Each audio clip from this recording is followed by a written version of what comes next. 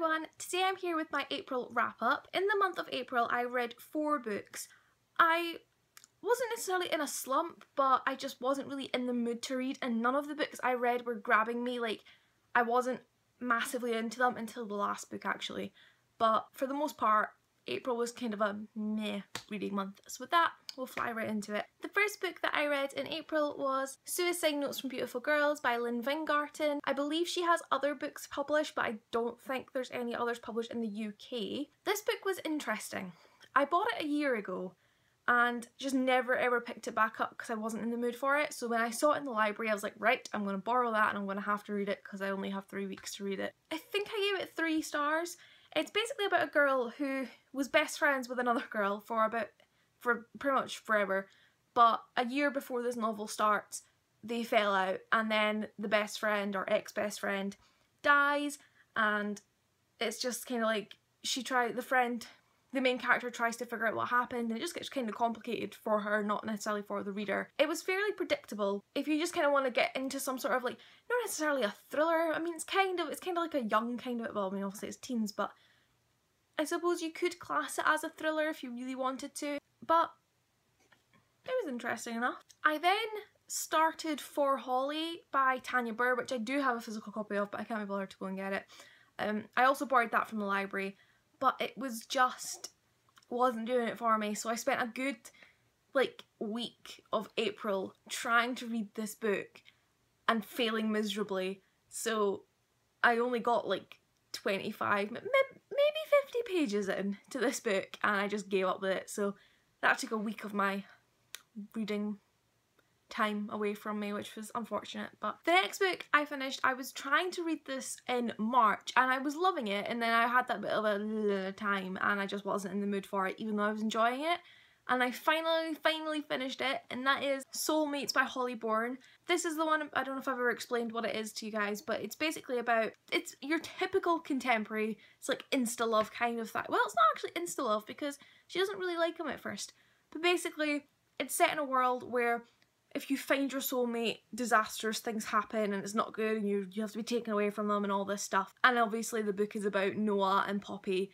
who are each other's soulmates. They find each other, they are soulmates, and disaster strikes, and it's so good. Like, for being a romantic novel, for being contemporary, for that, well, not so, it's kind of more dystopian kind of, but you know, for being a teen's romance novel essentially, it's so much better than, like, you know, it is very kind of, as I said, it's not insta love in the sense you see each other and fall in love, but it's not really like, it is that sort of typical they love each other and they get together and so on and so on, but it felt real. Like, I could understand, you know, if you obviously have to understand that they're obviously feeling something way more intense than a normal teenage romance because they're soulmates, but it didn't feel far-fetched in that sense. It didn't feel like, oh, you know, here they go, like, snogging each other and they've just met sort of thing. Like, I don't know. It was just, I believe I gave it 4 stars. It was, I mean, it was 500 pages,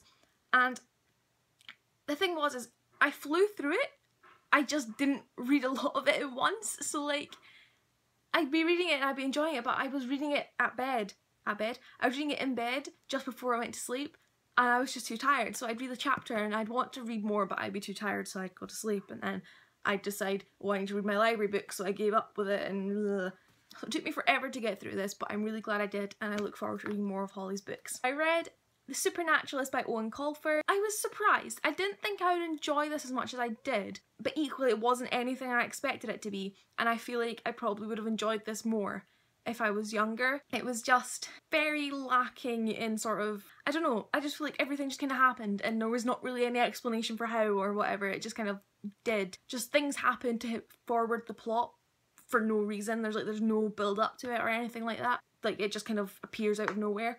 So there was quite a lot in that, but then it is a kid's book and kids don't care, they just want the story or whatever. It's about a boy called Cosmo Hill who is a part of, he lives in so it's essentially an orphanage, but in the world that this is set in, they're used for testing, which was a little bit but the orphanage that he's at is called Clarissa Frayne, and I'm sorry, but did Cassandra Clare read this? Because Clarissa Frayne, Clary Frey,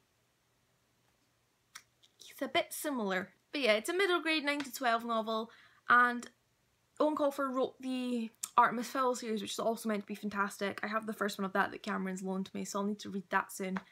This ended very much on a, what's it called? Not a cliffhanger, but it was a fairly open ending where like there was just so much there that you screamed second book. And way back in 2007, Owen Colfer was like, yeah, I've got plans for book 2, and there's no book 2. So quite disappointing, because it wraps up nicely, but there's like little bits thrown in there like this and that, and you're just kind of like, oh, that needs explaining. Like, why are you telling me this if there's no other book to go with it? But regardless, it was fairly enjoyable. And finally, the best book that I read in April was The Girl of Incan Stars by, I don't know if it's Kira, it's a girl, but I don't know if it's Kiran or Kiran or, I'm sorry, Millwood Hargrave. This is the Waterstones Children's Book of the Month for May, and it's classed as 9 to 12, however, I, after reading it, would probably place it into teens. It just seems to fit there a little bit nicer. It's about a girl whose dad is a cartographer. She is best friends with the governor of the land's daughter. No one really likes the governor. He's closed off the ports. He's stopped them from going outside their little town, which I think is called Gromera. They're on the Isle of Joya, and they don't know anything within the Forbidden Territories, and it's our main character Isabella's dream to chart the territories and do a map and everything. One day, a girl from Isabella and Loop, who's the governor's daughter's school, is found dead, and then Isabella's really upset and the governor won't do anything about it, and she gets angry at Loop, and then Loop disappears. It's all about them going off to find Loop and just the adventures going through the Forbidden Territories, and there's a lot of like magicalness in this. It's not got magic as such, but it's magical and mythical. There's a lot of sort of myths of the island sort of mentioned, and it's absolutely gorgeous. You all know how much I love The Dream Snatcher by Abby Elphinston and The Shadowkeeper. Those book series are like my favourite. This is like an older sister to that. Now that is not to put down The Dream Snatcher and say it's childish.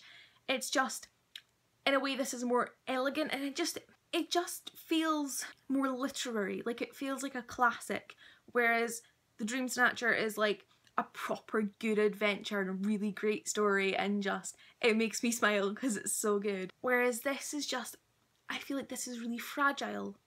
It's a strange way to describe books. Like, I imagine Moll in The Dream Snatcher, and I imagine like mud and sort of rough and tumbleness and, you know, just that sort of idea, like it's a big tough book. Whereas this is really fragile, and I need to be quiet around it because it's so precious. And if it wasn't for the fact that the cover is beautiful and the story is beautiful, all of the pages are beautiful. I don't know how well that comes up in camera, but like there's just all these gorgeous designs, and it's a book that I have to hug, as you can see. That's all the books that I read in April. I'm hoping that my reading picks up for May, although so far we're about a week into it nearly, and I haven't finished anything yet. As usual, let me know if you've read any of the books below and what you thought about them, and thumbs up, comment, subscribe please. I'll see you guys very soon with my April book haul, which I'm surprised I didn't buy as many books as I thought I did. Still more than I probably should have, but I'm getting somewhere. Thanks guys, bye!